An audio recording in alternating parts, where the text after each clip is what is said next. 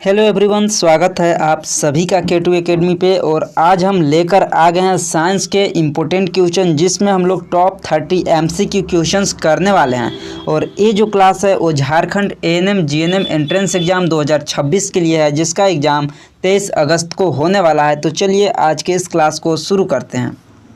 तो यहाँ पे देखिए, सबसे पहला क्वेश्चन दिया हुआ है कि प्रकाश संश्लेषण में पौधे द्वारा अवशोषित जो CO2 का कार्बन अंततः मुख्यतः किस पदार्थ का भाग बनता है। यानी कि जो CO2 होता है वो बाद में जो यहाँ पे रिजल्ट के बाद वो किस फॉर्म में बनता है, यहाँ पे क्वेश्चन पूछ रहा है। और हम लोग पिछले क्लास में देखे थे, हम लोग देखे थे जो जल होता है वो किस में बनता है, तो O2 में बनता है। लेकिन जो यहाँ पे आपका प्रकाश संश्लेषण के अंदर जो CO2 होता है ये आपका ग्लूकोज में आगे चलकर यहाँ पे बनता है, यानी कि ग्लूकोज C6H12O6 बनाता है। C6H12O6 प्लस ऑक्सीजन यहाँ पर रिलीज करता है। प्रकाश संश्लेषण के प्रक्रिया जब होता है, प्रकाश संश्लेषण में कौन कौन सा यहाँ पे होती है, तो 6CO2 प्लस 6H2O होता है। एंड यहाँ पे फोटोसिंथेसिस होता है। प्रकाश संश्लेषण के प्रक्रिया में यहाँ पे सूर्य के प्रकाश की आवश्यकता होती है और यहाँ पे क्लोरोफिल प्रेजेंट होता है। फिर यहाँ पर जाकर ग्लूकोज बनाता है C6H12O6 प्लस यहाँ पे 6O2 यहाँ पे बनाता है। और ये जो है वो प्रकाश संश्लेषण का रिएक्शन है, जो कि बैलेंस रिएक्शन है। अगला क्वेश्चन है, यहाँ पे क्वेश्चन नंबर 2 है कि यदि किसी व्यक्ति की छोटी आंत यानी कि विलाई में की संख्या या सतह बहुत कम हो जाए तो सबसे अधिक प्रभावित प्रक्रिया होगी। अगर ये छोटी आंत के अंदर जो विलाई होता है, विल्ली जो होता है, अगर उसकी संख्या में कमी हो जाता है तो क्या होता है। भोजन निगलना, तो ये तो निगलना माउथ का काम है। भोजन का चबाना ये टीथ का काम है। पचे हुए पोषक पदार्थों का अवशोषण या फिर HCl का स्राव, तो HCl का जो स्राव है यह स्टमक के अंदर होता है, यानी कि आमाशय के अंदर होता है। लेकिन स्मॉल इंटेस्टाइन में जो प्रक्रिया होता है वो पचे हुए पोषक जो पदार्थ होता है उसका एब्जॉर्प्शन में हेल्प करता है। उसका जो न्यूट्रिशन है वो डाइजेस्टेड जो न्यूट्रिएंट्स होता है उसको एब्जॉर्प्शन में हेल्प करता है। और ये विलाई जो होता है ये उसको जो सतह है वो सतह जो होता है उसको क्या करता है, एब्जॉर्ब करने में हेल्प करता है पचे हुए भोजन का। अगर ये इसके सतह में कमी हो जाए, विलाई की कमी हो जाए, तो यहाँ पे अच्छे से डाइजेशन नहीं हो पाता है। अगला यहाँ पे क्वेश्चन है, क्वेश्चन नंबर 3 है कि आमाशय में HCl की उपस्थिति किस एंजाइम की क्रिया के लिए उपयुक्त माध्यम बनाने में महत्वपूर्ण है। तो हम आप लोगों को याद होगा कि पिछले क्लास में आप लोगों को हम HCl बतलाए थे। एक इसका जो है प्रकृति कैसा होता है, तो एसिडिक होता है, यानी कि क्षारीय होता है। कहाँ पे बनता है, तो स्टमक के अंदर बनता है, आमाशय के अंदर बनता है। और ये क्या क्या काम करता है, तो आप लोगों को वहाँ पर बतलाए थे कि ये जो होता है, जो माइक्रो ऑर्गेनिज्म वगैरह होते हैं, सूक्ष्म जीव होते हैं, उसको नष्ट करने में हेल्प करता है। दूसरा बतलाए थे कि ये अम्लीय माध्यम तैयार करता है। और तीसरा में आप लोगों को बतलाए थे कि ये पेप्सिनोजन को एक्टिव करके पेप्सिन बनाता है। और जो पेप्सिन है वो प्रोटीन के पाचन में हेल्प करता है। तो यहाँ पे क्या है, उपस्थित एंजाइम की क्रिया के लिए उपयुक्त माध्यम बनाने में महत्वपूर्ण है। तो पेप्सिन एंजाइम की क्रिया को उपयुक्त माध्यम बनाने में हेल्प करता है। यानी कि पेप्सिन जो है वो किसका पाचन करता है, किसका डाइजेशन में हेल्प करता है, तो पेप्सिन जो है वो प्रोटीन का डाइजेशन में हेल्प करता है। प्रोटीन के पाचन में हेल्प कौन करता है, तो पेप्सिन करता है। आपको हम ट्रिप्सिन भी बतलाए थे, तो ट्रिप्सिन भी करता है, लेकिन ये स्मॉल इंटेस्टाइन के अंदर करता है, जो कि पेनक्रियास से सिक्रीट होता है। आप लोगों को पेनक्रियास से सिक्रेट बतलाए थे। अब जो है बेसिकली ये क्लास हम लोगों का लास्ट वीक चलने वाला है एग्जाम के लिए। अब मात्र 1 वीक, ये लास्ट वीक है, संडे को ही एग्जाम है। तो अब क्या करना है, तो अब सिर्फ और सिर्फ रिवीजन अब आप लोगों का होगा, क्योंकि क्लासेस जो है कंप्लीट आप लोगों का साइंस हो चुका है। फिजिक्स, केमिस्ट्री, बायोलॉजी सभी जितने भी क्वेश्चंस वगैरह है सारा आप लोगों का कंप्लीट हो चुका है साइंस का क्वेश्चन। तो अब आप लोगों का डेली रिवीजन होगा, साइंस का डेली रिवीजन होगा। अगला यहाँ पे क्वेश्चन है कि रक्त में ऑक्सीजन के परिवहन के लिए सबसे महत्वपूर्ण पदार्थ कौन सा है। रक्त में ऑक्सीजन के परिवहन के लिए जो महत्वपूर्ण होता है वो कौन होता है, प्लाज्मा होता है, हीमोग्लोबिन होता है, प्लेटलेट्स होता है, या फाइब्रिन होता है। तो जो ब्लड होता है इसके अंदर जो ऑक्सीजन के परिवहन कौन करता है, तो हीमोग्लोबिन करता है। हीमोग्लोबिन जो है वो ऑक्सीजन से बाइंड होता है, ऑक्सीजन से जुड़ता है और ऑक्सी हीमोग्लोबिन बनाता है, जो कि ब्लड के अंदर और ऑक्सीजन प्रवाह करता है और हर एक टिश्यू तक पहुंचाने का कार्य करता है। आरबीसी किसके अंदर, आरबीसी के अंदर हीमोग्लोबिन होता है, हीमोग्लोबिन आरबीसी के अंदर होता है। तो यहाँ पे आप बोल सकते हैं कि आरबीसी जो है वो ब्लड का ट्रांसपोर्ट करता है। अगर आपको हीमोग्लोबिन न देकर आरबीसी अगर दिया गया है, आरबीसी, डब्ल्यूबीसी, प्लेटलेट्स, इस तरह से ऑप्शन दिया है, तो आरबीसी को ही यहाँ पे टिक करना है, क्योंकि आरबीसी के अंदर ही हीमोग्लोबिन होता है। क्लियर है। क्वेश्चन नंबर यहाँ पे 5 है कि शरीर के ऊतकों से CO2 युक्त रक्त हृदय के किस भाग में सबसे पहले पहुँचता है।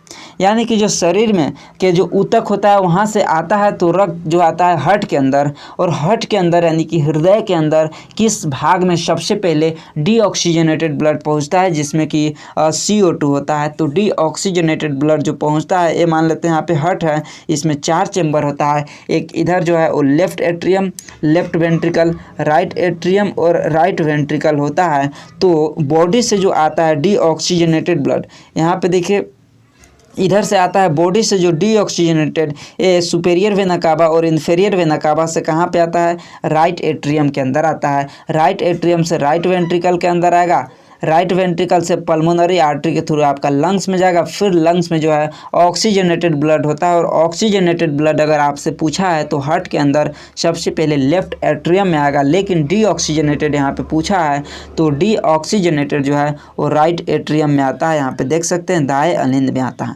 यानी कि राइट एट्रियम में क्या आता है, डीऑक्सीजनेटेड आता है। और लेफ्ट एट्रियम के अंदर जो आता है, लेफ्ट एट्रियम के अंदर जो आता है वो शुद्ध रक्त आता है, यानी कि ऑक्सीजनेटेड आता है। ऑक्सीजनेटेड ब्लड यहाँ पे आता है। क्लियर है यहाँ तक? यहाँ तक बतलाइए क्लियर है आप लोगों का? ज़्यादा स्पीड तो नहीं है? नहीं है। चलिए अगला क्वेश्चन पे चलते हैं। क्वेश्चन नंबर यहाँ पे 6 है। क्वेश्चन नंबर 6 है और बहुत ही इंपॉर्टेंट है। और एक और चीज़ आप लोगों को बतला दे रहे हैं, जो कि पिछला बार यहाँ पे कुछ लोग यहाँ पे गलती किए थे, वो आप लोग को गलती नहीं करना है। आप लोगों को बतला दे रहे हैं कि आप लोग जो भी अभी तक व्हाट्सअप चैनल में, कम से कम आपको व्हाट्सअप चैनल पे ज्वाइन हो जाना है। अगर टेलीग्राम वगैरह आप यूज नहीं करते हैं तो कोई बात नहीं, लेकिन आपको व्हाट्सअप चैनल में ज़रूर ज्वाइन होना है, क्योंकि कोई भी अपडेट होता है, नोटिफिकेशन वगैरह होता है, तो आपको वहाँ पर ही अपडेट किया जाता है। जैसे कि कल जो BSc नर्सिंग का रिजल्ट एडमिट कार्ड वगैरह था तो डाउनलोड नहीं हो रहा था, तो उसका जो है हम बोर्ड से बात करके सारे स्टूडेंट, मैक्सिमम लोगों का हम खुद से करवाए थे और उनको व्हाट्सअप पे सेंड किए थे। तो उन लोगों से यहाँ पे रिक्वेस्ट है कि आप लोग व्हाट्सअप चैनल पे ज्वाइन हो जाइए, ताकि आप लोगों तक कोई भी मैसेज करना होगा तो ईजिली आप लोगों तक मैसेज पहुँच सकता है। आप लोग टेलीग्राम चैनल को भी ज्वाइन कर लीजिएगा, PDF वगैरह वहाँ पर मिलता है। और व्हाट्सअप पर आप व्हाट्सअप को भी आप लोग ज्वाइन कीजिएगा। हालांकि वहाँ पे PDF सेंड करने का ऑप्शन नहीं होता, इसलिए व्हाट्सअप चैनल पे नहीं सेंड होता है। चलिए यहाँ पे अगला क्वेश्चन है कि निम्न में से कौन सा युग्म सही सुमेलित है। अगर आप लोग व्हाट्सअप चैनल और टेलीग्राम चैनल पे अगर आप लोग ज्वाइन रहेंगे तो कोई भी मैसेज करना होगा, कोई भी इंपॉर्टेंट अपडेट, नोटिस, कुछ भी अगर आप लोगों को बताना होगा तो हम सिर्फ एक मैसेज करके बतला सकते हैं। कितना बार यूट्यूब पे वीडियो डालते डालते लेट हो जाता है, जिस कारण से नहीं तुरंत अपडेट मतलब नहीं पहुंच पाता है। इसलिए आप लोगों को बोल रहे हैं कि ज्वाइन हो जाइएगा, जस्ट जैसे ही हम मैसेज करेंगे तो आप लोगों के पास पहुंच जाता है। चलिए इस क्वेश्चन को हम आप लोगों को पिछले क्लास में बताए थे, अगर आपको याद होगा कि अमीबा में क्या होता है। अमीबा के अंदर क्या होता है, बाइनरी फिजन होता है। अगर आप लोगों को पिछले क्लास से याद होगा तो अमीबा के अंदर क्या होता है, बाइनरी फिजन यानी कि द्विखंडन होता है। हम आप लोगों को इमेज के माध्यम से भी बतलाए थे, इस तरह से अलग अलग हो जाता है और धीरे धीरे ये अलग इधर चला जाता है और एक अलग अलग हो जाता है, यानी कि बाइनरी फिजन होता है, द्विखंडन होता है। इसके अलावा आपको हाइड्रा दिया है, तो हाइड्रा में क्या होता है, हाइड्रा में मुकुलन होता है, बडिंग होता है, जो कि बिल्कुल सही है। एक ईस्ट में भी होता है, हाइड्रा में भी होता है और ईस्ट में भी होता है मुकुलन यानी कि बडिंग। स्पाइरोगायरा में बहुखंडन, जो कि गलत है। स्पाइरोगायरा के अंदर हम आप लोगों को विखंडन बतलाए थे, बहुखंडन नहीं बल्कि विखंडन बतलाए थे, फ्रैगमेंटेशन बतलाए थे, इंग्लिश में भी बतलाए थे, हिंदी में भी बतलाए थे। और प्लेज्मोडियम में आप लोगों को मल्टीपल फिजन बतलाए थे। मल्टीपल फिजन बहुखंडन बतलाए थे, जो कि यहाँ पे आप देख सकते हैं। अगर इसको मिलान करना होता तो आप स्पाइरोगैरा जो है वो विखंडन हो जाएगा और प्लाज्मोडियम जो है वो बहुखंडन हो जाएगा, यानी कि ऑप्शन सी का यहाँ पे 4 और यहाँ पे डी का जो हो जाएगा 3rd। एंड अमीबा जो है तो अमीबा में आपको बाइनरी फिजन देखने को मिलता है। नेक्स्ट यहाँ पे क्वेश्चन है, क्वेश्चन नंबर 7 है कि निषेचन के बाद पौधे में कौन सा परिवर्तन सही है। जो पौधा होता है उसमें फर्टिलाइजेशन के बाद कौन सा यहाँ पे आगे चेंजेज होता है जो कि करेक्ट चेंज है। बीजांड के बाद फल बनता है, ऑप्शन ए है बीजांड के बाद फल बनता है, जो कि गलत है। इसमें जो है बीजांड के बाद यहाँ पे फल नहीं बनता है। अंडाशय से बीज बनता है, यह भी गलत है। अंडाशय से फल बनता है। बीजांड से बीज बनता है, यह बिल्कुल सही है। बीजांड से बीज बनता है। और जब यहाँ पे फर्टिलाइजेशन होता है पौधे के अंदर तो यहाँ पे बीजांड से बीज बनता है, बीजांड होता है, इसके बाद यहाँ पे बीज का निर्माण होता है, सीड्स का निर्माण होता है। एंड नेक्स्ट रीजन की परागकण से अंडाशय बनता है, ये सब गलत है। और एक और चीज़ यहाँ पे आपका फल किससे बनता है तो ओवरी से बनता है, अंडाशय से फल बनता है ना कि बीजांड से। बीजांड से बीज बनता है, तो ऑप्शन नंबर सी हो जाएगा इसका राइट आंसर।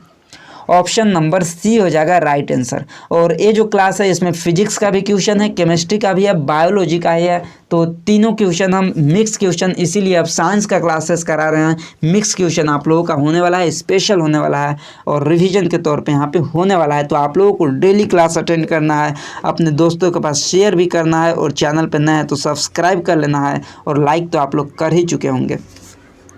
चलिए अगला यहाँ पे क्वेश्चन है कि मस्तिष्क का कौन सा भाग शरीर के संतुलन और पेशियों के समन्वय में मुख्य भूमिका निभाता है। बतलाइए, मस्तिष्क का कौन सा भाग होता है जो शरीर के संतुलन यानी कि जो बैलेंस करता है एंड इसको कोऑर्डिनेट करने में हेल्प करता है। तो अगर आपको पिछला क्लास याद होगा तो आप लोगों को बतलाए थे कोऑर्डिनेशन एंड बैलेंस में जो हेल्प करता है वो अनुमस्तिष्क करता है, जिसको इंग्लिश में सेरिबेलम बोलते हैं। अनुमस्तिष्क यानी कि सेरिबेलम बोलते हैं, ऑप्शन सी हो जाएगा। ये क्या करता है, कोऑर्डिनेशन एंड बैलेंस में हेल्प करता है। नेक्स्ट यहाँ पे क्वेश्चन है, क्वेश्चन नंबर 9 है कि अचानक खतरे की स्थिति में हृदय की धड़कन तेज करने में कौन सा हार्मोन प्रमुख भूमिका निभाता है। तो इंसुलिन, एड्रेनलिन, थायरोक्सिन या फिर वृद्धि हार्मोन। तो जो अचानक जो खतरे की स्थिति होता है, फाइट एंड फ्लाइट हार्मोन आपको बताएं, इमरजेंसी कंडीशन में वो रिलीज होता है, और वो जो हार्मोन होता है वो एड्रेनलिन होता है। एड्रेनलिन होता है, एड्रेनलिन कहाँ से सीक्रेट होता है तो एड्रेनल ग्लैंड से सीक्रेट होता है, जो कि इसको इमरजेंसी हार्मोन भी बोलते हैं, फाइट एंड फ्लाइट हार्मोन भी बोलते हैं। नेक्स्ट क्वेश्चन है, क्वेश्चन नंबर 10 है कि कोशिका की अधिकांश आवश्यक गतिविधियों के लिए तत्काल उपयोगी ऊर्जा मुख्यतः किससे प्राप्त होती है। बतलाइए कि यहाँ पे जो कोशिका का अधिकांश आवश्यक जो गतिविधि होती है वो तत्काल उपयोग के लिए ऊर्जा मुख्यतः किससे प्राप्त होती है। ऑप्शन है डीएनए से, एटीपी से, आरएनए से या फिर प्रोटीन से। तो आपको पता है कि एटीपी से होता है, और एटीपी को क्या बोलते हैं तो इसको energy currency of the cell बोलते हैं। इसको सेल का एनर्जी करेंसी भी बोलते हैं, यानी कि सेल कोशिका का मुद्रा भी इसको बोलते हैं। और एटीपी की जो ब्रेक डाउन होता है तो इससे सेलुलर एक्टिविटी के लिए उपयोगी एनर्जी उपलब्ध होती है। तो ऑप्शन नंबर बी हो जाएगा एटीपी। एटीपी हो जाएगा इसका राइट आंसर। नेक्स्ट यहाँ पे क्वेश्चन है, क्वेश्चन नंबर 11 है कि किसी विलयन का पीएच 3 है और उसका किसी विलयन का pH बराबर 3 है, उसका pH बराबर 5 वाले विलयन की तुलना में हाइड्रोजन आयन की सांद्रता कितनी अधिक होगी। यानी कि यहाँ पे बोला है कि किसी विलयन का pH बराबर 3 है और उसका pH बराबर 5 वाले विलयन की तुलना में, एक विलयन का 3 है एक विलयन का 5 है, तो उन दोनों के तुलना में हाइड्रोजन प्लस आयन की सांद्रता कितनी होगी यहाँ पे पूछ रहा है। तो सबसे पहले क्या करना है, तो आपको यहाँ पे एक यूनिट यहाँ पे पता होना चाहिए कि जो pH में एक यूनिट डिफरेंस बराबर होता है, एक यूनिट डिफरेंस बराबर होता है 10 times hydrogen plus concentration difference होता है। तो यहाँ पे कितना डिफरेंस दिया है, तो यहाँ पे 5 दिया है एक का और एक का 3 दिया है, तो 5 - 3 करेंगे तो यानी कि 2। तो इसमें जो डिफरेंस दिया है वो 2 टाइम्स दिया है, तो 1 टाइम्स आप लोगों को हम यहाँ पे देखें, अगर जे यहाँ पे आपको याद रखना, अगर pH में 1 टाइम्स डिफरेंस होता है, अगर जो 1 टाइम्स डिफरेंस होता है तो कितना होता है 10x होता है। अगर 2 टाइम्स डिफरेंस होता है तो 100x होता है। 3 टाइम्स डिफरेंस होता है तो जस्ट इसका 10 का यहाँ पे क्यू करते चलना। ऐसे देखिए, अगर जो 1 टाइम्स है तो 10 का वहाँ पे पावर 1, 2 टाइम्स है तो 10 के पावर 2 करेंगे, 3 टाइम्स अगर डिफरेंट है तो 10 के पावर 3 करेंगे, तो यहाँ पे 2 टाइम्स है तो 10 के पावर 2 करेंगे, तो यहाँ पे 100 गुना हो जाएगा, यानी कि 100 गुना हो जाएगा, 100 टाइम्स हो जाएगा। 10 के पावर 3 अगर डिफरेंट 3 होता तो 1000 टाइम्स हो जाता। और ये सिंपल सा ट्रिक आप इस तरह से निकाल सकते हैं। अगला क्वेश्चन है कि निम्न में से कौन सी अभिक्रिया विस्थापन अभिक्रिया का उदाहरण है। बतलाइए कि इनमें से कौन सा अभिक्रिया विस्थापन अभिक्रिया का उदाहरण है। आपके सामने ऑप्शन पे है। तो आप लोगों को हम क्या बतलाए थे, विस्थापन अभिक्रिया के बारे में बतलाए थे कि जो एक तत्व होते हैं वो दूसरे तत्व को विस्थापित कर देते हैं जो उससे कम अभिक्रियाशील होते हैं, यानी कि अपने से कम अभिक्रियाशील वाले तत्वों को विस्थापित करते हैं। तो ऑप्शन ए तो विस्थापन अभिक्रिया है नहीं, या तो संयोजन अभिक्रिया है, तो ऑप्शन ए तो नहीं होगा।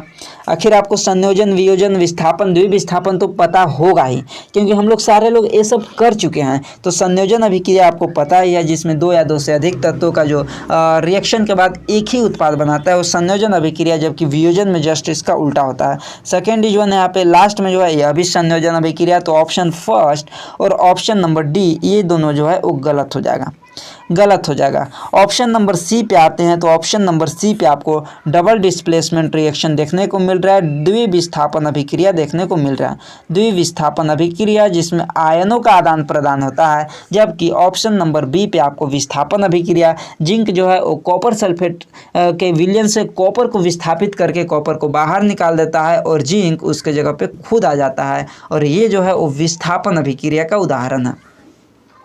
क्लियर है? यह जो है वो विस्थापन अभिक्रिया का उदाहरण है। यहाँ तक क्लियर है? यहाँ तक बतलाइए आप लोगों का क्लियर है? नेक्स्ट क्वेश्चन पर चलते हैं। तो यहाँ पे क्वेश्चन नंबर 13 दिया है कि लोहे के किल को कॉपर सल्फेट के विलयन में डालने पर विलयन का रंग बदलता है, इसका मुख्य कारण है क्या? इसका मुख्य कारण क्या है? जो आयरन होता है वो कॉपर को विस्थापित करता है, कॉपर जो है आयरन को विस्थापित करता है, कोई अभिक्रिया नहीं, या फिर कॉपर सल्फेट वाष्पित होता है।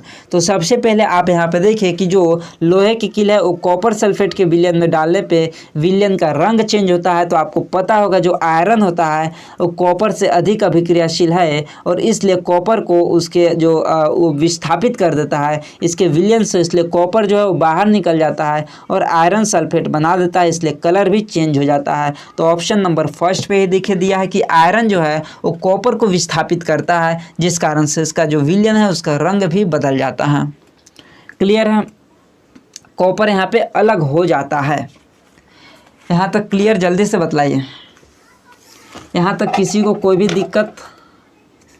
कोई दिक्कत नहीं। तो चलिए अगला क्वेश्चन पर चलते हैं। अगला क्वेश्चन है कि निम्न में से कौन सा ऑक्सीकरण का उदाहरण है। तो ऑप्शन क्या क्या दिया है यहाँ पे देखिए। ऑक्सीकरण का उदाहरण यानी कि ऑक्सीडेशन रिएक्शन कौन सा है? ऑक्सीजन का जुड़ना, ऑक्सीजन का हटना, हाइड्रोजन का जुड़ना, या फिर इलेक्ट्रॉन प्राप्त होना।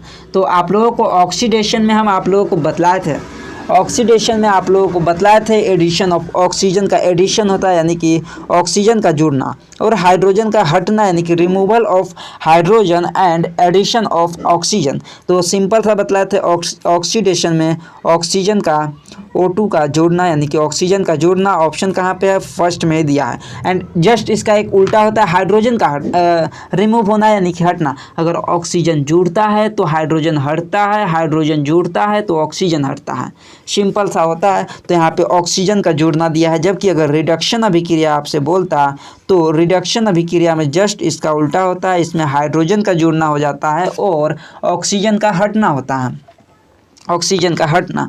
तो यहाँ पे आपको ऑक्सीजन का हटना जो कि आपको रिडक्शन का है, हाइड्रोजन का जुड़ना भी रिडक्शन का है, इलेक्ट्रॉन प्राप्त होना तो इससे यहाँ पे कोई लेना देना नहीं है। इसमें आपको ऑक्सीजन का जुड़ना या फिर ऑक्सीजन का हटना सिंपल सा है। अगला यहाँ पे क्वेश्चन है कि क्वेश्चन नंबर 15 की NaHCO3 यानी कि सोडियम हाइड्रोजन कार्बोनेट या इसको बेकिंग सोडा भी बोलते हैं को गर्म करने पर, सोडियम बाइकार्बोनेट को गर्म करने पे कौन सी गैस निकलती है?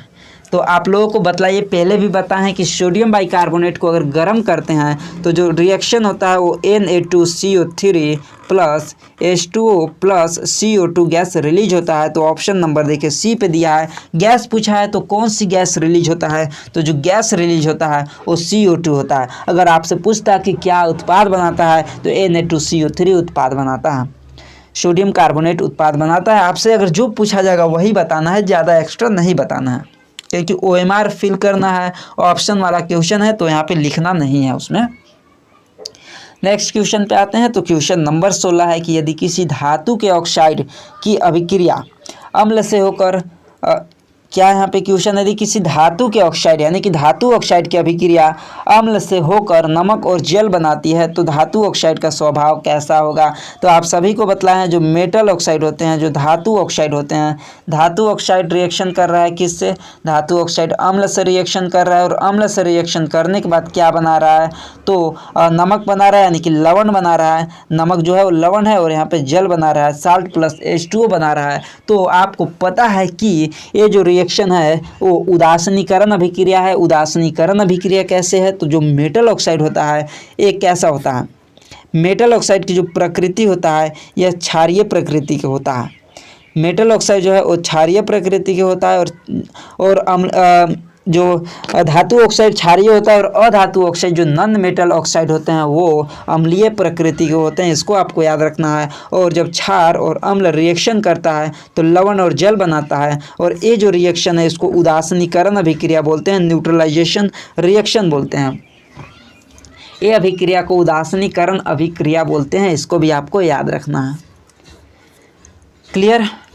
अगला क्वेश्चन पर चले। तो अगला क्वेश्चन है क्वेश्चन नंबर 17 की निम्न में से कौन सा यौगिक कठोर जल में साबुन की सफाई क्षमता कम करता है। Na+ आयंस, कैल्शियम और magnesium ions, hydrogen ions only या फिर क्लोरीन आयंस। तो आप लोगों को बतलाया है जो कठोर जल है इसमें जो साबुन की सफाई की क्षमता कम करता है, तो आपको जो कठोर जल में कौन सा होता है, तो कैल्शियम आयंस और मैग्नीशियम आयंस प्रेजेंट होते हैं, जिस कारण से ये सोप के अंदर इनसोल्यूबल सब्सटेंस बनाते हैं, जिस कारण से ये जो है उस साबुन की क्षमता को कम कर देते हैं। तो ऑप्शन बी हो जाएगा, calcium ions and magnesium ions पाए जाते हैं कठोर जल के अंदर। अगला क्वेश्चन है कि एथेनॉल के ऑक्सीकरण से मुख्यतः कौन सा पदार्थ बन सकता है। अगर एथेनॉल का ऑक्सीकरण होता है तो कौन सा पदार्थ बनता है, बतलाइए। एथेनॉल यानी कि C2H5OH, इसका ऑक्सीकरण होता है तो कौन सा पदार्थ बनता है। ऑक्सीकरण यानी कि ऑक्सीजन का जोड़ना होता है। और ऐसे अगर इसका देखा जाए तो CH3COOH यहाँ पे बनाता है। अगर इसमें ऑक्सीडेशन होते हैं, ऑक्सीजन अगर इसमें जुड़ते हैं तो एक ऑक्सीजन बढ़ जाता है, बाकी कार्बन आपका जो है वो 2 का 2 ही रहेगा, एक यहाँ पे है एक यहाँ पे। हाइड्रोजन भी आपका कितना है, तो हाइड्रोजन जो है आपका यहाँ पे 3 है और एक यहाँ पे 4 है, जबकि आपके पास यहाँ पे है 5 और एक यहाँ पे है 6। तो आपको यहाँ पे 6 है तो यहाँ पे हाइड्रोजन का हटना और ऑक्सीजन का जुड़ना। आपको पता है ऑक्सीजन जुड़ता है तो हाइड्रोजन हटता है, तो यहाँ पे जो रिएक्शन के बाद बनता है वो एथेनोइक एसिड बनता है। एथेनोइक एसिड बनता है अगर एथेनॉल में ऑक्सीकरण होता है, अगर ऑक्सीजन का योग होता है, हाइड्रोजन का रिमूवल होता है तो एथेनोइक एसिड बनता है। और एथेनोइक एसिड का जो रासायनिक सूत्र है वो CH3COOH होता है, CH3COOH होता है। क्लियर है, यहाँ तक क्लियर है। नेक्स्ट क्वेश्चन पे चले। तो नेक्स्ट यहाँ पे क्वेश्चन है क्वेश्चन नंबर 19 की निम्न में से किस यौगिक में कार्बन के बीच ट्रिपल बॉन्ड होता है।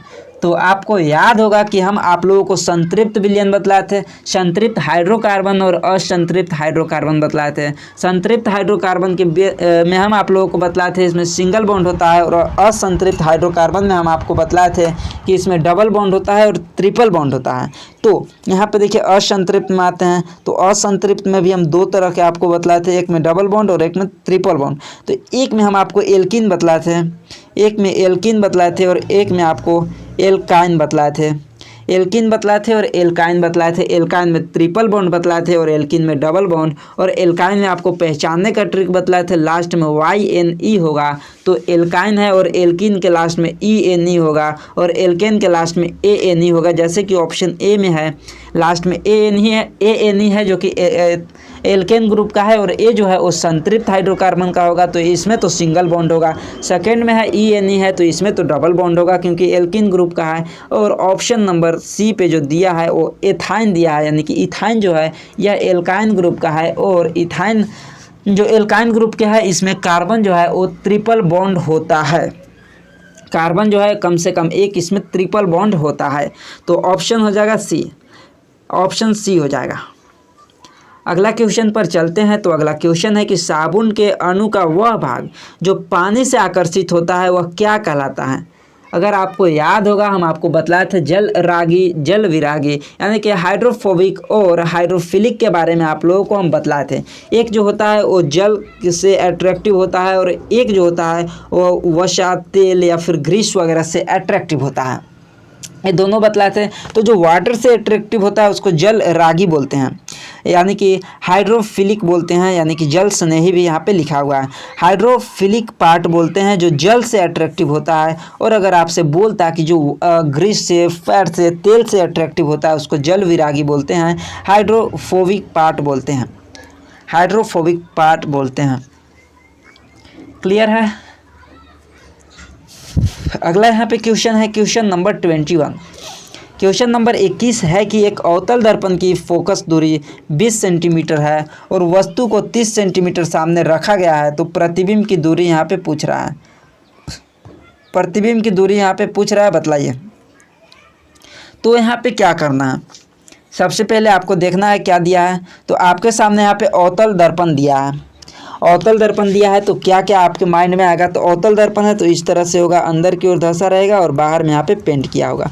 और यू तो जो है वो हमेशा माइनस में ही होता है। तो हम यहाँ पे चलिए लिख लेते हैं क्या क्या दिया है। फोकस दिया है F बराबर, F भी आपको माइनस में आएगा क्योंकि जो है वो दर्पण की बाईं ओर होगा, तो F माइनस में होगा। और U बराबर भी आपका माइनस में होगा, तो वस्तु जो है वो 30 सेंटीमीटर सामने रखा है तो यह भी जो है वो माइनस में होगा।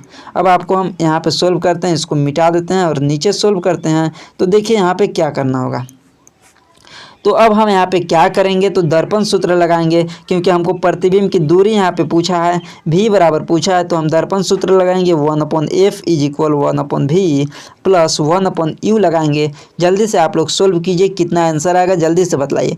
f की जगह पे -20 रखना है बराबर 1/v माइनस प्लस और 1/-30 हो जाएगा, -30 हो जाएगा। नेक्स्ट स्टेप सोल्व करेंगे तो 1/-20 और यहाँ पे ए प्लस में है, यहाँ पे माइनस तो यहाँ पे प्लस हो जाएगा, और यहाँ पे प्लस है यहाँ माइनस तो प्लस माइनस माइनस हो जाएगा। तो अगर यहाँ से इसको हटाते हैं तो यहाँ पे माइनस हो जाएगा और इसको हटाते हैं तो माइनस होगा, इधर माइनस है तो इधर आएगा तो प्लस में हो जाएगा। तो प्लस 1/30 बराबर 1/v। आगे इसको सोल्व करेंगे तो 30 और 20 का LCM लेंगे तो यहाँ पे 60 आएगा। तो -3 + 2 बराबर -1/60, -1/60 बराबर 1/ यहाँ पे v हो जाएगा। तो v बराबर जो आएगा वो -60 आएगा, v बराबर -60।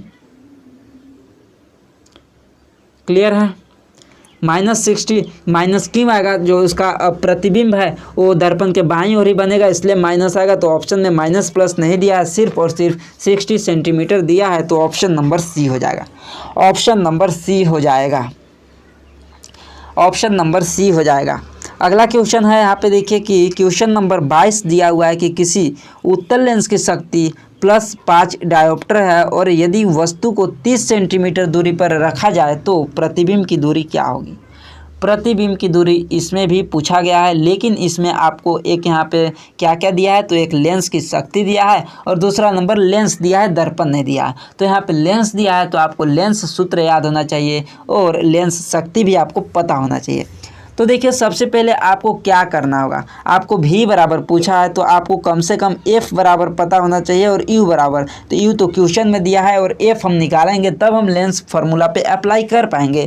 तो लेंस की शक्ति p बराबर आपको पता ही है 1/f होता है और एफ जो है वो मीटर में होता है। अगर सेंटीमीटर में निकालना है, क्योंकि आपको क्वेश्चन भी यहाँ पे यू भी सेंटीमीटर में और ऑप्शन में भी सेंटीमीटर में है, तो आपको एफ भी सेंटीमीटर में ही निकालते हैं। तो P बराबर 100/f कर देंगे, या फिर हम f मीटर में निकालने के बाद उसको सेंटीमीटर में कन्वर्ट करेंगे, तो हम डायरेक्ट उसको सेंटीमीटर में ही निकालेंगे, तो 100/f कर देंगे। तो f बराबर जो हो जाएगा वो 100/p हो जाएगा, और p की जगह पे 5 दिया है तो इसको काटेंगे तो 20 आ जाएगा, प्लस के अंदर 20 आएगा, 20 सेंटीमीटर। और उत्तल लेंस है तो उत्तल लेंस का जो फोकस दूरी होता है वो प्लस में ही होता है, पॉजिटिव ही होता है। तो अब देखिए हमारे पास क्या क्या दिया है, तो u बराबर हो गया -30, u हमेशा माइनस में होता है, और यहाँ पे f बराबर आ गया +20।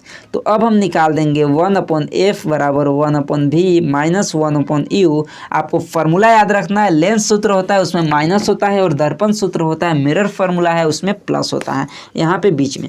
तो f की जगह पे 1/ यहाँ पे 20 आगे सोल्व करते हैं, तो 1/20 is equal 1/v minus 1/u, minus में ही 30 है तो ये प्लस में हो जाएगा 1/30। आगे सोल्व करेंगे तो यहाँ पे भी 1/30 माइनस 1/20 माइनस 1/30 बराबर 1/v। आगे सोल्व करेंगे तो यहाँ पे भी हमारा v बराबर जो निकलेगा वो +60 सेंटीमीटर निकलेगा। इस इक्वेशन को आपको खुद से सोल्व करना है। तो v बराबर 60 सेंटीमीटर निकल कर आ रहा है, ऑप्शन नंबर डी।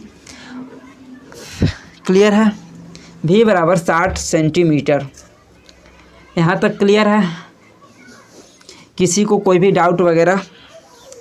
तो चलिए अगला क्वेश्चन पर चलते हैं। अगला क्वेश्चन है कि क्वेश्चन नंबर 23 कि एक निकट दृष्टि दोष वाले व्यक्ति का दूर बिंदु 2 मीटर है, तो दोष सुधारने के लिए आवश्यक लेंस की शक्ति होगी। तो सबसे पहले आपको निकट दृष्टि दोष दिया है, और निकट दृष्टि दोष को दूर करने के लिए आपको अवतल लेंस की आवश्यकता होगी, अवतल लेंस की आवश्यकता होगी, और दूर दृष्टि दोष को दूर करने के लिए, ठीक करने के लिए हम उत्तल लेंस का यूज करते हैं। सबसे पहले आपको अवतल और उत्तल पता होना चाहिए। निकट दृष्टि दोष में अवतल लेंस और दूर दृष्टि दोष में उत्तल लेंस का प्रयोग करेंगे। इसका ट्रिक भी आप लोगों को बतलाए थे कैसे याद रखना है। फिर से अगर बतलाना चाहे तो यहाँ पे आप लोग जानना चाहे, क्योंकि बहुत सारे लोग न्यू स्टूडेंट हैं। तो निकट दृष्टि दोष में 3 अक्षर है तो आपको अवतल का प्रयोग करना है, अवतल में 4 अक्षर है। जबकि दूर दृष्टि दोष है इसमें 2 अक्षर है तो आपको उत्तल का प्रयोग करना है, इसमें 3 अक्षर, यानी कि 2 वाला अक्षर में 3 का और 3 वाला में आपको 4 अक्षर वाला, इसको यूज करना है। एक ट्रिक है, आप याद कर सकते हैं इजीली। अब यहाँ पे क्वेश्चन क्या बोला है कि व्यक्ति का जो दूर बिंदु है वो 2 मीटर है। दूर बिंदु जो है फार पॉइंट जो है इसका वो 2 मीटर दिया हुआ है। तो इसका दूर बिंदु जो है वो 2 मीटर है, तो इसका हम फोकस दूरी भी मान लेते हैं 2 ही मीटर होगा। इसका जो दूर बिंदु है उसी को हम लोग फोकस दूरी मान लेते हैं। तो इसका जो फोकस दूरी है वो प्लस में होगा या माइनस में होगा, बतलाइए। क्योंकि यहाँ पे निकट दृष्टि दोष में अवतल लेंस का प्रयोग हो रहा है, और अवतल लेंस का प्रयोग हो रहा है तो आपको जो f है वो माइनस के अंदर आएगा। तो f बराबर -2 मीटर हो जाएगा। माइनस में इसलिए आएगा क्योंकि यहाँ पे अवतल लेंस का प्रयोग किया जा रहा है। क्लियर है? अब यहाँ पे क्या करना है, तो अब यहाँ पे हम हमारे पास P बराबर निकालेंगे। लेंस की शक्ति पूछा है P बराबर, तो P बराबर 1/f, और f जो है वो आपका -2, तो 1/-2 मीटर में ही है। और यहाँ पे इसको काटेंगे तो 0.5 डायोप्टर, 0.5 डायोप्टर हो जाएगा, माइनस में आएगा, -0.5 डायोप्टर, -0.5 डायोप्टर हो जाएगा। एक और चीज़ यहाँ पे आपको याद रखना होगा कि अवतल लेंस जो होता है उसका फोकस दूरी निगेटिव, और उसका जो लेंस की क्षमता आता है वह भी निगेटिव ही आता है। जबकि उत्तल लेंस है उसका फोकस दूरी भी धनात्मक होता है, यानी कि पॉजिटिव होता है, और उसका जो क्षमता आता है वह भी पॉजिटिव आता है। ये चीज़ आपको याद रखना है। नेक्स्ट यहाँ पे क्वेश्चन दिया हुआ है कि क्वेश्चन नंबर 24 कि 6 ओम और 3 ओम के प्रतिरोध समांतर जुड़े हैं, तो 12 वोल्ट बैटरी से जोड़ने पर कुल धारा क्या होगा, यहाँ पे पूछ रहा है। कुल धारा पूछ रहा है तो सबसे पहले समांतर क्रम में जुड़ा है, 2 यहाँ पे प्रतिरोध दिया है, तो इसको हम R इक्विवेलेंट निकालते हैं, R तुल्य निकालते हैं। तो 1/R1 यानी कि 6 + 1/3, तो 6 और 3 यहाँ पे करेंगे तो यहाँ पे 6 आएगा। तो 1 + 2 बराबर 3 एंड 6, तो 1/2। तो R टोटल बराबर जो आ जाएगा यहाँ पे R इक्विवेलेंट बराबर आ जाएगा 2 ओम आएगा। तो अब हमारे पास जो R दिया है वो 2 ओम आएगा, एंड जो बैटरी वोल्टेज इसका है वो 12 वोल्ट है। तो हम ओम्स का नियम का प्रयोग करेंगे और V बराबर आई आर आपको पता है, और यहाँ पे हमसे I बराबर पूछा है तो I बराबर हो जाएगा V अपॉन R। V बराबर 12 वोल्ट दिया है और R बराबर 2 ओम निकल कर आया, इसको काटेंगे तो 6 एम्पियर हो जाएगा, 6 एम्पियर। ऑप्शन नंबर सी हो जाएगा 6 एम्पियर। क्लियर है। नेक्स्ट यहाँ पे क्वेश्चन दिया हुआ है कि क्वेश्चन नंबर 25 कि 4 ओम के प्रतिरोध में 3 एम्पियर धारा 2 मिनट तक बहती है तो उत्पन्न ऊष्मा होगी। यहाँ पे जो ऊष्मा उत्पन्न होती है उसके बारे में पूछ रहा है कि कितना ऊष्मा उत्पन्न होती है। तो चलिए हम ऊष्मा का यहाँ पे फार्मूला लगाएंगे। तो सबसे पहले क्या क्या दिया है, तो R बराबर दिया है 4 ओम, R बराबर दिया है 4 ओम, और I बराबर दिया है आपके सामने 3 एम्पियर, और इसके साथ साथ आपको टाइम बराबर दिया है, T बराबर दिया है 2 मिनट। तो इसको सेकेंड में चेंज करेंगे तो 120 सेकेंड हो जाएगा, टाइम 120 सेकेंड हो जाएगा। तो अब हम यहाँ पे जूल का नियम से यहाँ पे H बराबर लगाते हैं, हीट बराबर H बराबर I स्क्वायर RT फार्मूला होता है, H बराबर I स्क्वायर RT फार्मूला होता है। तो I बराबर क्या दिया है, तो 3 दिया है, तो 3 का स्क्वायर 9 गुना R के जगह पे 4 रखेंगे और समय 120 दिया है, तो गुना करेंगे 9 गुना 4 गुना 120 करेंगे तो हमारा निकल कर आएगा 4320 जूल, 4320 जूल हो जाएगा। ऑप्शन नंबर बी 4320 जूल हो जाएगा। ऊष्मा उत्पन्न जो होगा वो 4320 जूल हो जाएगा। क्लियर है। अगला यहाँ पे क्वेश्चन पे चलते हैं। तो अगला क्वेश्चन है क्वेश्चन नंबर 26 की किसी तार की लंबाई को दोगुनी और अनुप्रस्थ काट के क्षेत्रफल को आधा कर दिया जाए तो उसका प्रतिरोध है वो मूल प्रतिरोध की तुलना में कितना होगा। तो सबसे पहले हम यहाँ पे प्रतिरोध बराबर आपको पता होगा R बराबर जो होता है वो रो L अपॉन A होता है, A प्रतिरोध का फार्मूला है। तो यहाँ पे A जो प्रतिरोध का फार्मूला है इसमें बोल रहा है कि किसको दोगुना किया गया है, तो यहाँ पे L लंबाई होता है और A फॉर एरिया जो है वो क्षेत्रफल होता है अनुप्रस्थ काट का। तो L जो है L को 2L कर दिया जाता है, यानी दोगुना कर दिया जाता है, और जो क्षेत्रफल है A इसको आधा कर दिया जाता है, A/2 कर दिया जाता है। तो चलिए हम फिर से यहाँ पे नया R बराबर निकालते हैं। तो रो L के जगह पे यहाँ पे 2L हो जाएगा और A के जगह पे A/2 करते हैं। तो आगे सोल्व करेंगे तो रो 2L इंटू इसको ऊपर ले जाएंगे तो 2/A हो जाएगा, और आगे सोल्व इसको करेंगे तो 2 गुना 2 यानी कि 4 रो L/A। अब यहाँ पे आप एक चीज़ देख रहे होंगे कि जो रो L/A है ये किसके बराबर है, तो R के बराबर है। तो इसके जगह पे R कर देंगे तो यहाँ पे 4R हो जाएगा, 4R हो जाएगा। यानी कि हम अगर इसको जो क्षेत्रफल है उसको आधा करते हैं और लंबाई को दोगुनी करते हैं तो उसका जो प्रतिरोध का जो मूल प्रतिरोध आता है वो पहले के तुलना में 4 गुना यहाँ पे ज़्यादा आएगा, यानी कि 4R हो जाएगा। ऑप्शन नंबर डी 4R हो जाएगा। क्लियर है यहाँ तक, 4R हो जाएगा। यहाँ तक किसी को कोई भी डाउट। चलिए अगला क्वेश्चन पर चलते हैं। तो अगला क्वेश्चन है यहाँ पे क्वेश्चन नंबर 27 है कि 220 वोल्ट पर 1100 वाट का हीटर चलता है तो उसमें बहने वाली धारा लगभग कितना होगी। तो सिंपल सा आपको यहाँ पे क्या दिया है, V बराबर 220 दिया है और पावर 1100 दिया है। तो P बराबर V आई यूज करना है आपको। P से रिलेटेड 3-4 फार्मूला आपको डिराइव करके बनाकर निकाल कर बताएं। तो आप कोई भी फार्मूला यूज कर सकते हैं क्योंकि अब आपको फार्मूला याद है। तो आपको V और P दिया है तो हम और पूछा है यहाँ पे उसमें लगभग I क्या होगा, तो I बराबर P/V हो जाएगा। पावर आपको दिया है 1100 और V 220 हो गया। इसको काटेंगे तो 5 बार में कट जाएगा, यानी कि 5 एम्पियर हो जाएगा, 5 एम्पियर हो जाएगा। क्लियर है, 5 एम्पियर हो जाएगा। अगला यहाँ पे क्वेश्चन है, देखिए क्वेश्चन नंबर 60 है कि इसमें क्या हो जाएगा। क्वेश्चन नंबर 60 है कि 60 वाट का बल्ब प्रतिदिन 5 घंटा 10 दिन तक चलता है तो ऊर्जा की खपत क्या होगा। ऊर्जा की खपत क्या होगा यहाँ पे बतलाना है। तो इसका आंसर आप लोगों को कमेंट करके बतलाना है। अभी हम आप लोगों को बतलाते हैं कि कैसे निकालना है। हालांकि पहले हम बतला चुके हैं लेकिन आप लोगों को हिंट हम बतलाते हैं। सबसे पहले आपको 60 वाट दिया है पावर, तो आपको ऊर्जा की खपत पूछा है। तो ऊर्जा की खपत आपको जो आएगा वो किलोवाट आवर में आएगा। तो 60 वाट दिया है तो इसको सबसे पहले किलोवाट आवर में चेंज करेंगे। तो 60 को 1000 से भाग लगाएंगे तो ये जो है वो किलोवाट आवर में आ जाएगा, यानी कि 0.06 किलोवाट आ जाएगा। अब समय कितना दिया है तो प्रतिदिन 5 घंटा और 10 दिन तक चलता है, तो टाइम बराबर 5 घंटा और 10 दिन तक यानी 10 बजे 50, टाइम जो हो जाएगा वो 50 आवर्स हो जाएगा यानी 50 घंटा हो जाएगा।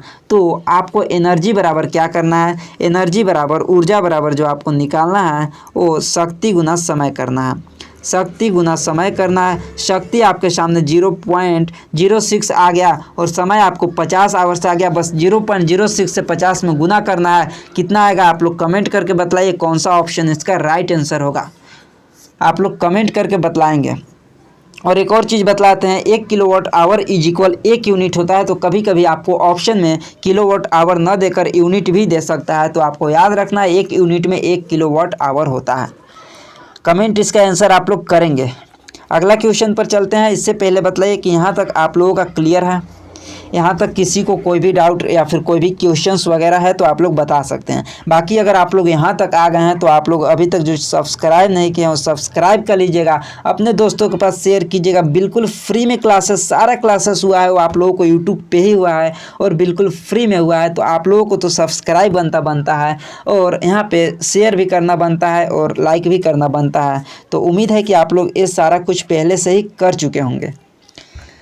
चलिए अगला क्वेश्चन पे आते हैं। तो क्वेश्चन नंबर 29 है कि किसी सीधी रेखा क्या है, किसी सीधे धारावाहक चालक के चारों ओर चुंबकीय क्षेत्र की दिशा ज्ञात करने के लिए कौन सा नियम का प्रयोग किया जाता है, बतलाइए। पहले आप लोगों को बतला चुके हैं, जल्दी से बतलाइए। तो यहाँ पे जो चुंबकीय क्षेत्र की दिशा ज्ञात करने के लिए किसका प्रयोग करते हैं, तो आपको हम बतलाए थे राइट हैंड थम्स रूल का प्रयोग करते हैं, राइट हैंड थम्स रूल का प्रयोग करते हैं, जिसमें जो है वो राइट थंब आपका क्या बतलाता है, तो राइट थंब जो होता है आपका करंट को इंडिकेट करता है, यानी कि धारा की जो दिशा होता है, डायरेक्शन होता है, उसको इंडिकेट करता है। बाकी जो कर्व फिंगर होते हैं वो मैग्नेटिक फील्ड को, मैग्नेटिक जो फील्ड होते हैं उसको डायरेक्शन, उसके दिशा को इंडिकेट करता है।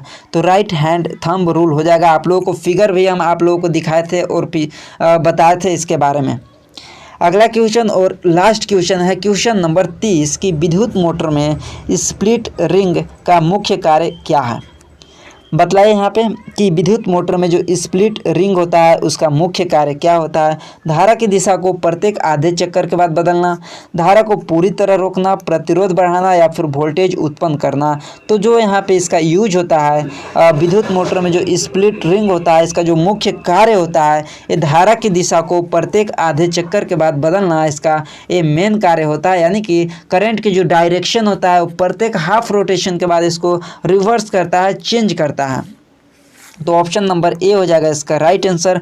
बाकी इसका आंसर की के साथ आप लोगों को पीडीएफ जो है वो टेलीग्राम पर मिल जाएगा, इसलिए आप लोग टेलीग्राम चैनल को भी ज्वाइन हो जाएगा। बाकी आप लोग कैसा क्लास लगा आप लोग ज़रूर बतलाइएगा। मिलते हैं आप लोगों को अगली क्लास में।